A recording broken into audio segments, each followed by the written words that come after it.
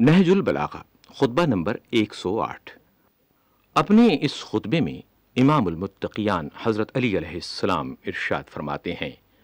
اللہ کی طرف وسیلہ ڈھونڈنے والوں کے لیے اللہ اور اس کے رسول صلی اللہ علیہ وآلہ وسلم پر ایمان لانا ہے اور اس کی راہ میں جہاد کرنا کہ وہ اسلام کی سر بلند چوٹی ہے اور کلمہ توحید کے وہ فطرت کی آواز ہے اور نماز کی پابندی کے وہ عین دین ہے اور زکوٰۃ ادا کرنا کہ وہ فرض و واجب ہے اور ماہ رمضان کے روزے رکھنا کہ وہ عذاب کی سپر ہیں اور خانہ کعبہ کا حج و عمرہ بجا لانا کہ وہ فقر کو دور کرتے ہیں اور گناہوں کو دھو ڈالتے ہیں اور عزیزوں سے حسن سلوک کرنا کہ مال کی فراوانی اور عمر کی درازی کا سبب ہے اور مخفی طور پر خیرات کرنا کہ وہ گناہوں کا کفارہ اور کھلم کھلا خیرات کرنا کہ وہ بری موت سے بچاتا ہے اور لوگوں پر احسانات کرنا کہ وہ ذلت و رسوائی کے مواقع سے بچاتا ہے۔ اللہ کے ذکر میں بڑھے چلو اس لیے کہ وہ بہترین ذکر ہے اور اس چیز کے خواہش مند نہ بنو کہ جس کا اللہ نے پرہیزگاروں سے وعدہ کیا ہے،